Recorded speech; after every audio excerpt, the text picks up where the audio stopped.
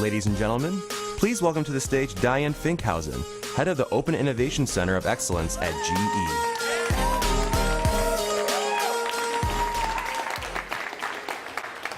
Hey everybody, how you doing? Are we holding up? Anybody sleeping?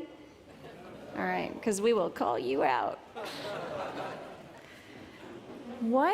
There's some good stuff going on in the industry. This is really exciting. And hey, how are you? Good to see you.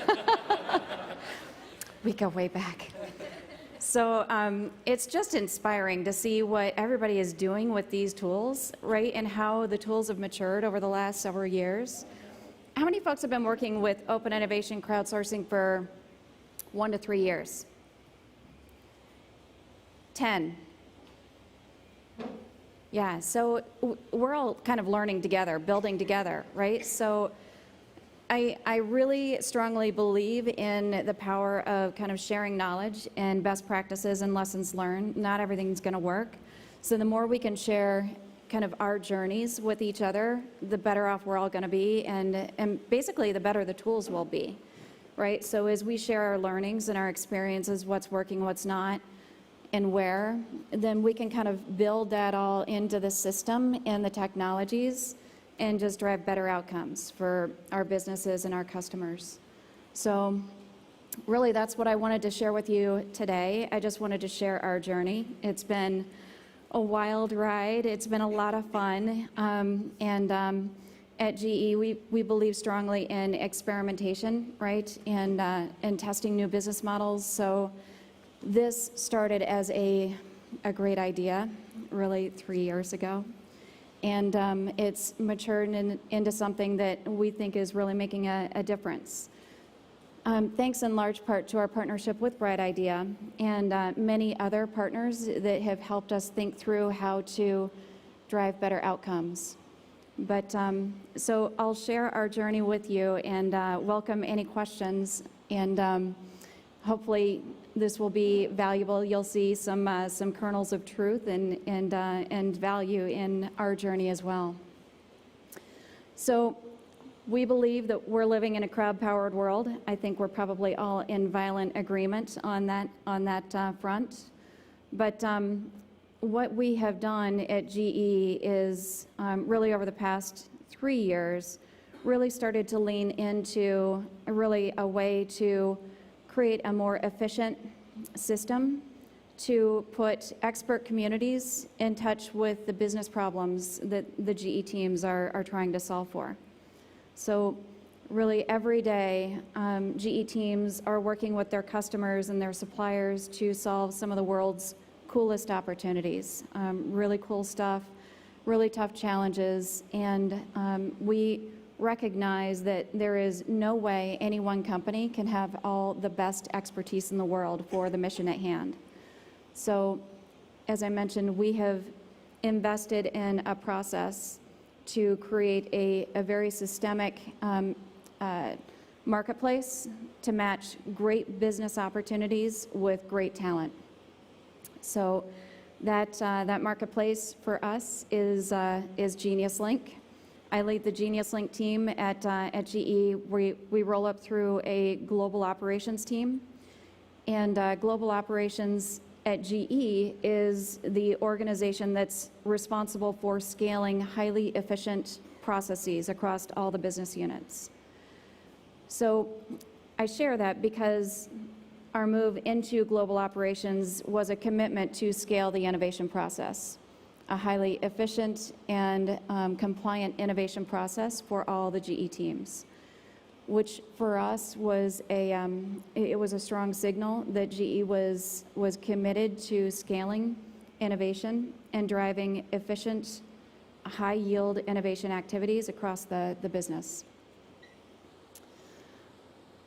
So I mentioned the journey. We're, like many of you, we're still in the midst of that journey. So we think the end state, right, to some of the Q&A that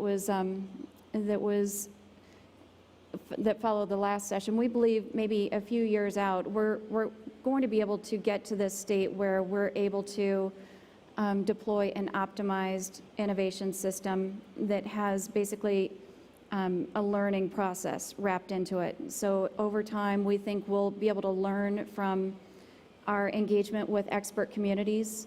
So we'll kind of keep an eye on what's working well, what's not working well, internal communities, external communities, what types of projects do the communities really respond well to?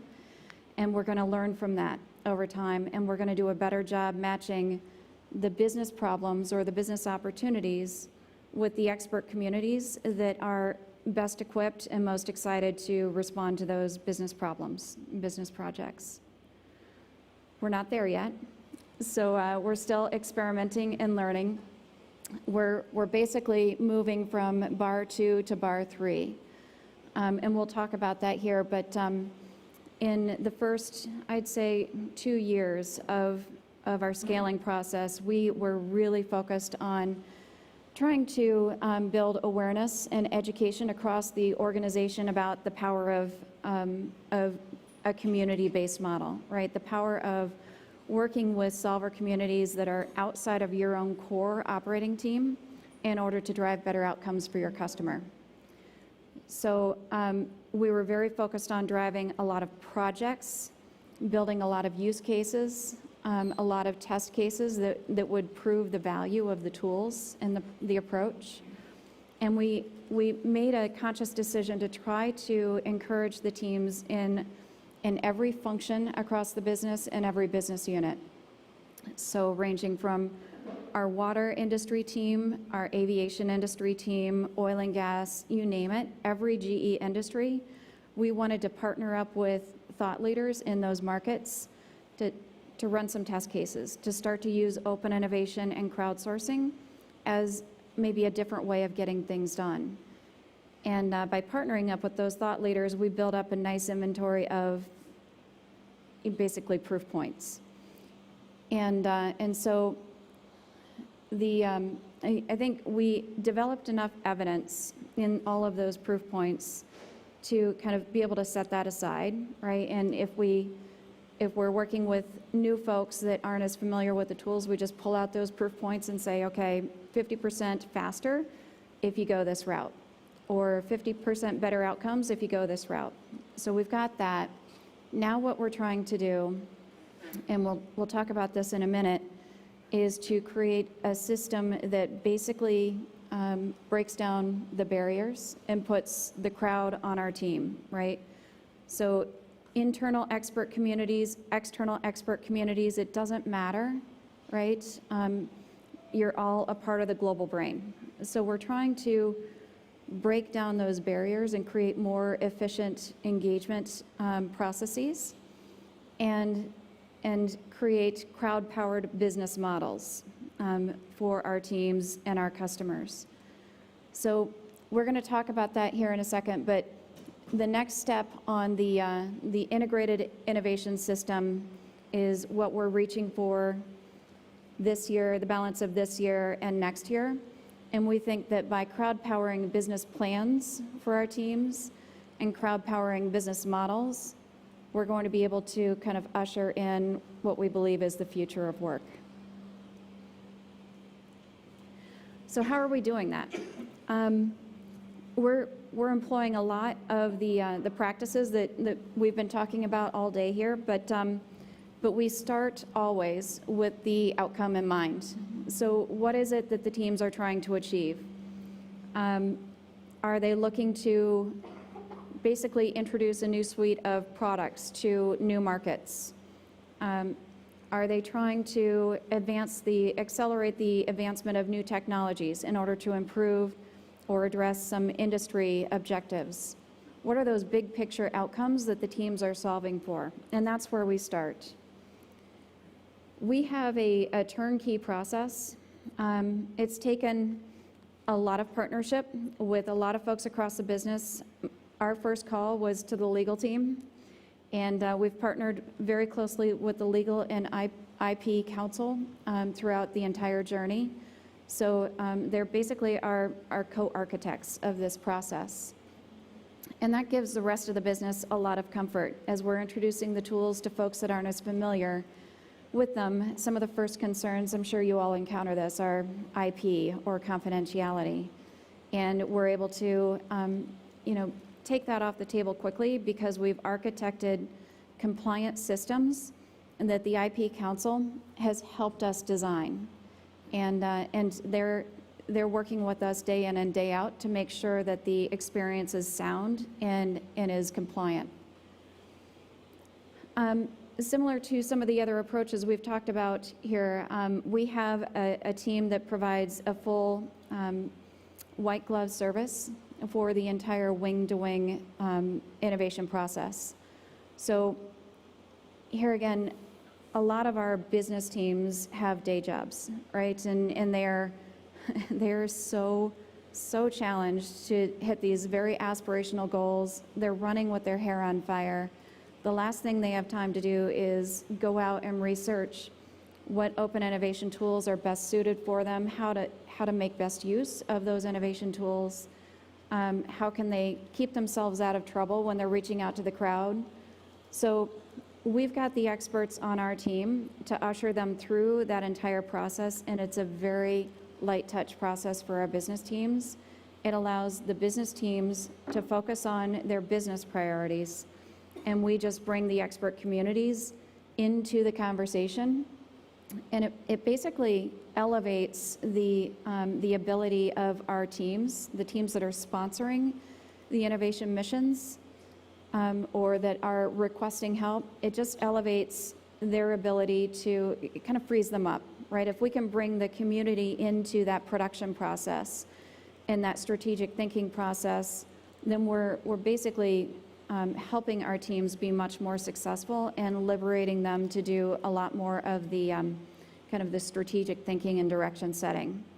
So we're trying to architect a process that puts our teams in a position of achieving greater success.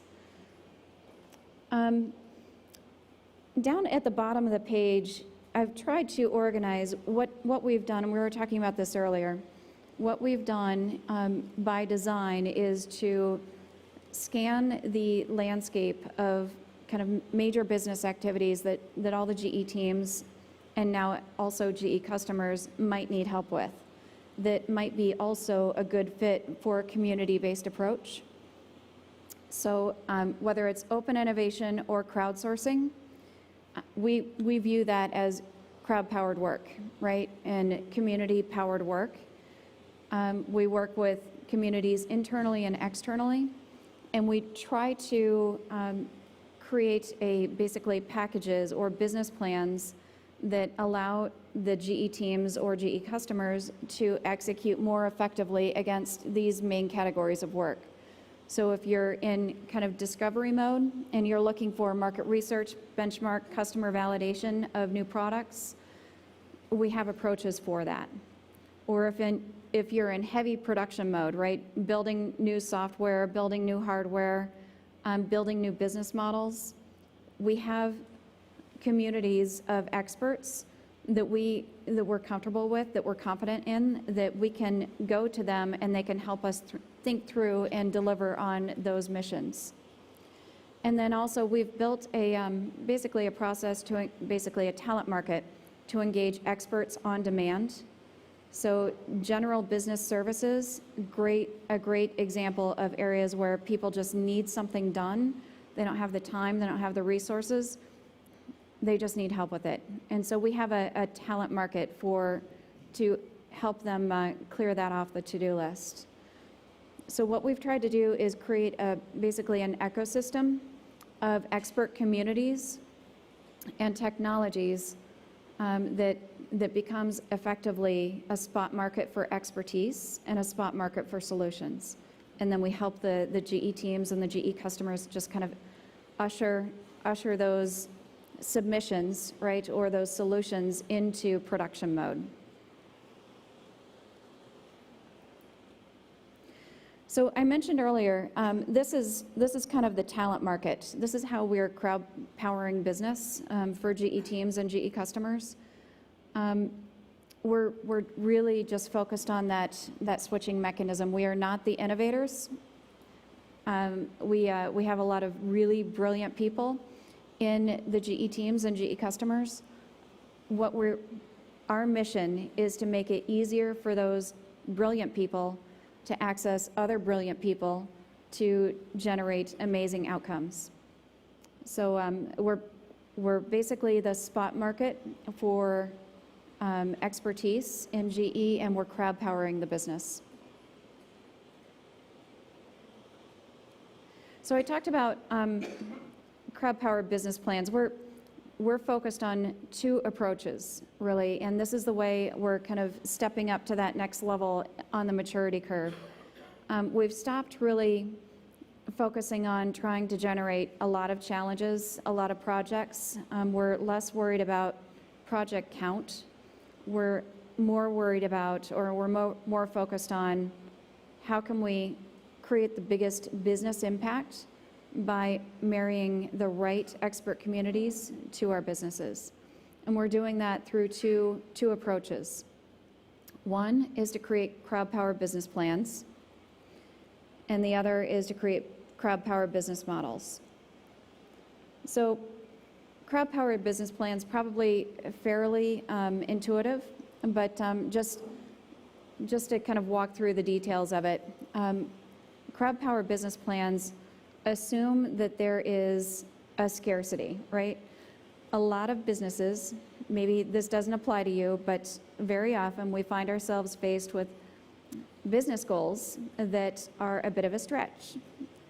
You either don't have all the time that you need to get things done, you might not have all the people that you need to get things done, you might not have the right skill sets to get everything done, or maybe you have all that, but you think that there might be a better outcome if you had access to a different set of skill sets. So we're solving for scarcity and optimization.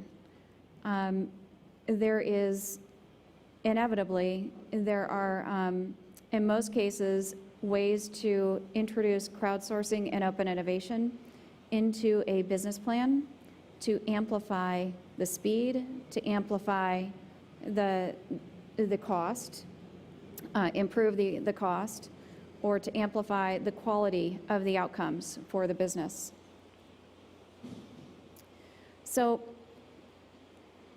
the tools are incredibly flexible and diverse, as you all know. There are many, many amazing providers and communities out there. If you're not in the business, right, if you are an engineer in Waukesha, right, knowing all these tools and all these communities is not necessarily top of mind for you. So we, as I mentioned, try to make it very simple. We can access customer insights, we can access expert markets. We have a big focus on process simplification and process automation. So we're working on building out communities that are highly specialized in process automation so that we can create kind of a virtual assembly line.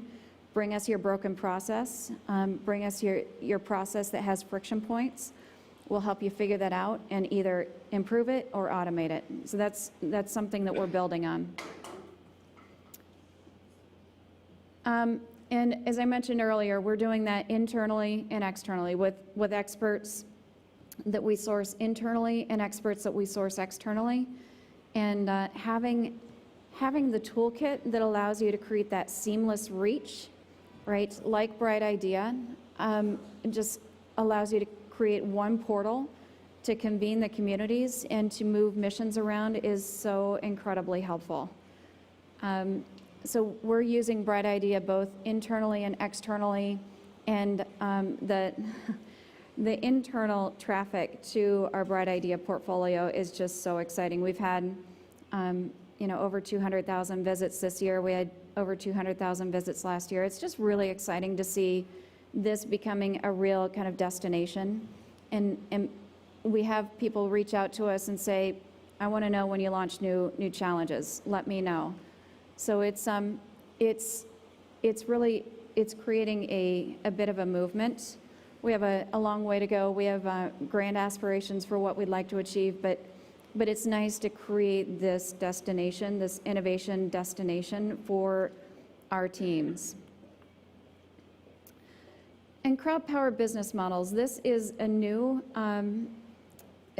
basically a new strategy for us. As I mentioned this year, we want to really kind of take the next step, find the next gear as a business. And so we're taking kind of large chunks of what we do as an industrial company, moving to a digital industrial company, and looking at how we could just integrate expert communities and make them part of the way we work.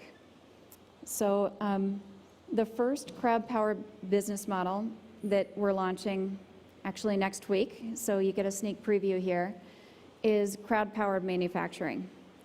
And we're pretty excited about this. We're building a new business model branded as Fuse that combines digital open innovation, global digital community, so reaching out to experts around the world, inviting them into our product and technology development process.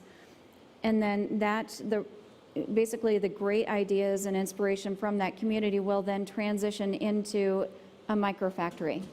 So we're standing up a new microfactory that will be really purpose-built for rapid prototyping, collaboration, and small batch manufacturing. So with Fuse, what we're doing is basically bridging the physical and the digital. We are breaking down the walls between us and them, and we're basically collapsing that chasm between a great new product idea, a great new technology idea, and full-scale production. Because that chasm kills a lot of really great innovation today.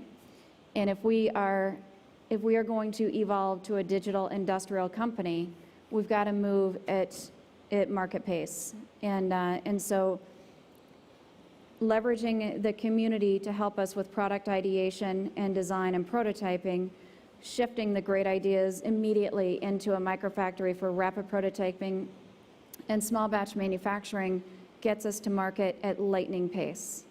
So we're really excited about this. It's launching next week, so keep your fingers crossed for us. Yay! And yeah, join the community. I would welcome you all to join the community. It's going to be a lot of fun, and yeah, it's just we think it's going to transform the way we think about manufacturing, and we have a few crowd-powered business models kind of lined up in the roadmap behind it, but we think this is potentially going to be a great addition to the portfolio. So that's how we're thinking about crowd powering our business. It's a combination of open innovation challenges. It's all the tools that we've been talking about today, and we're taking a portfolio-based approach and trying to focus on big impact and really kind of finding another gear as an innovation team. So that's it.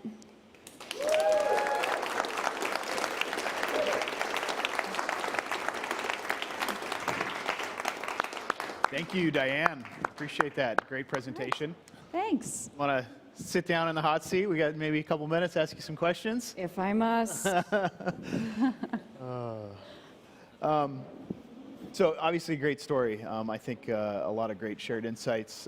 I'm curious how you kind of found your way into the innovation space. How did it all start? You know, great question. I just serendipitous, I guess. I've always been kind of a rule breaker. Yep. And glass breaker. So, you know, my background is finance and marketing and product management. And I've just always really believed that, frankly, I've always had fun kind of breaking things down and putting them together in a different way and changing the way business models work. Mm-hmm. And I originally took the corporate role as a member of the industrial internet marketing team, and picked up a couple open innovation challenges and just got religion, and started bugging my manager and at the time his manager, Beth Comstock, to just let me set up a center of excellence for open innovation, that there was something there. And, credit to them. They're like, yeah, do it. And so we've just built it from there. Here we are today. Yeah, exactly. It's been a lot of fun. Yeah. So obviously you guys are a massive company, right? Yeah. What kind of complexity does that add to how you run your program, how you've been able to scale things? Yeah, it's been more of a blessing than, scaling a new team, basically a startup, is always a challenge, right? And rife with challenges. But I've been with the company for about 20 years, so I knew a lot of folks in the business units, and that allowed us to have some conversations about, trust-based conversations about, okay, what are you really trying to solve for, and why don't you work with us to give this a shot? Right, and just leveraging those relationships across the business allowed us to build out a nice, diverse portfolio that we could take out, and then they became advocates as well. But I would say our biggest challenge, given the complexity of the organization, is frankly education and awareness, just getting the word out. Yep. We're still a closely guarded secret, believe it or not. So it's getting the word out and getting top of mind is our greatest challenge.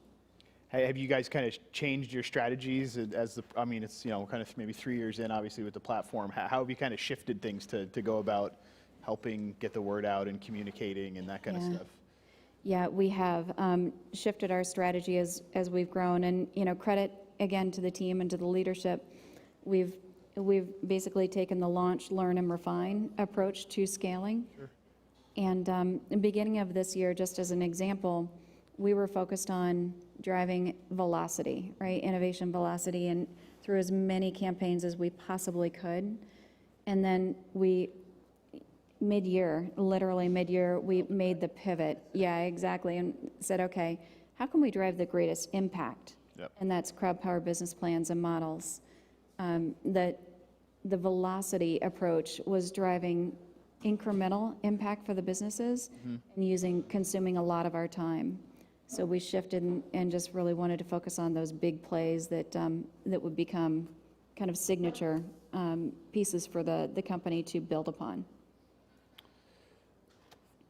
The team that you have in place, it's obviously morphed over time. I know you kind of rejiggered some things this year. Can you talk a little bit more about how the team's set up and structured, and kind of how you go about that process of obviously bringing on new people to the team, and kind of what types of attributes you look for in those folks? Yeah, appetite for risk. We have a great team, and so we have kind of evolved the team and the thinking, but really we have a team of actually 9 individuals covering a company of over 300,000, but we're basically aligned by business unit. So every program leader is aligned with 2 of our businesses. One program leader is aligned with 3, so that they can develop deep and kind of credible and trust-based relationships with the leadership teams in those businesses. And that's been an adjustment that we've made this year, but it's really working well. It's that trust-based relationship that allows this process to take root. And then I also have 2 process impact leaders that are focused on partnerships with. One is partnering with the technology leadership in the company, our software and our engineering leadership in the company. And then another process leader is focused on partnering with the sourcing and supply chain leadership. So by aligning with the organizational structure of the company, we have sustained conversations with the leadership teams, and we basically build credibility by driving impact for their teams. And then, of course, I have an operations leader who keeps us all on the rails and out of trouble. Keeps everybody in check. Yeah, exactly. So I'd say some people here, and obviously in other spaces, would say, you guys have a very envious program. People would want to kind of try to mimic what you guys are doing. Are there other innovation programs out there that maybe you're envious of, or that you've learned something from that Oh my gosh, yeah, absolutely. Where to even begin?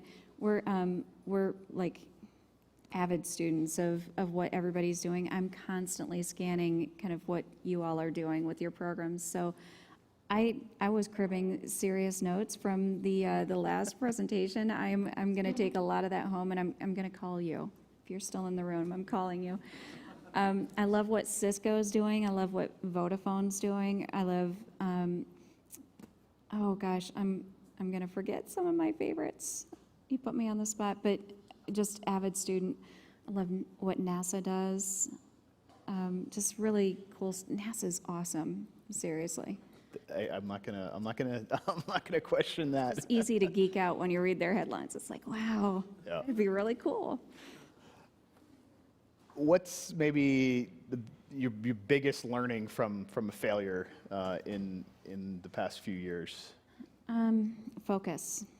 Focus is, we have a very complex organization, and we're trying to be obviously kind of a one-stop shop for innovation for a really big, complex company. So we've had to constantly challenge ourselves to focus in order to go fast and to drive big impact.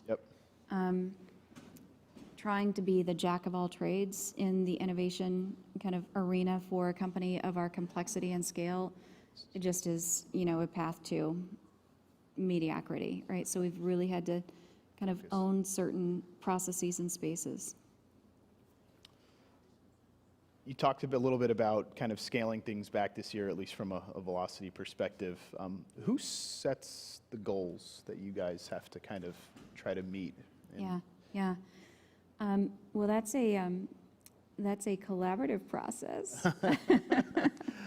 So, it's basically probably the same process that everybody deals with, but we have our business targets, and we'll present our plans, our recommended plans during our planning cycle, and then we have a conversation about those goals, and inevitably they increase dramatically, and then we deliver. But it's a great way to kind of challenge us to think differently about how we can achieve better outcomes for the team, and we enjoy kind of startup metrics right now as well. We don't have to necessarily provide the same performance metrics that some of the mature businesses do. We're in the innovation space, and we're still a startup. We're still scaling, so we get to kind of evolve our thinking about what success looks like. I guess the role of Bright Idea in helping you guys scale, I mean, you feel like that's, I guess the dynamic of that, like what it brings to the table. I know you guys do both internal and external. You've done public stuff in the past. Yeah. Maybe explain a little bit about how that's kind of helped the program kind of take off and where you see it in the next few years. Yeah, it's, you can have all the great ideas and the best aspiration for collaboration, but if you don't have that really great digital meeting place, right, to invite the innovation and have a conversation about what inspires you, and then manage those ideas through, you're out of luck. Bright Idea has been absolutely instrumental in our ability to pull the GE team together into a common conversation and create a lot of energy and excitement. Like I said, it is a destination now. Yeah. And people are excited about engaging in having their voice heard and being a part of the entrepreneurial community. And then the back end of the system, the idea management side of the system is just, it's platinum value. Just the ability to curate all those great ideas into manageable action plans has been, for us, absolutely critical to success. To manage all of that with a very small team, you have to have those tools to usher ideas from a conversation into action and business outcomes. And we've kind of hacked the system a bit, right? The use case a bit, and it's also a great tool for us to kind of automate some conversations. So there there are some workflows that historically have been kind of routed around by emails and kind of legacy systems, and we've been able to convert those workflows into Bright Idea and use the conversation zone and the back-end kind of idea management zone to create a more cohesive, efficient conversation around whether it's resource, kind of resource requests, whatever, but it's a great tool to convene conversations and requests and move them into action. So it's been great for us. Glad to hear it. So I got one more question for you. What is you got goals set for next year? I mean, what are you guys aiming for metric-wise, KPI-wise? What's on the roadmap? Next year's a big year for us. It's kind of a breakout year for us. We have historically been a service provider for GE teams and for a few GE customers, and so as such, we're in the shared service team and a cost center. And next year, we've signed up. Speaking of those goals, we've signed up to convert into a profit center, so a P&L for the business. And to do so, we're launching innovation services to GE customers. So it's a big push to externalize the great systems and kind of processes and drive that same value for our customers. All right. Well, we look forward to being a partner with you guys with that next year. Yeah. All right, everyone. Let's give Dyan Finkhousen a round of applause. Thank you, Dyan.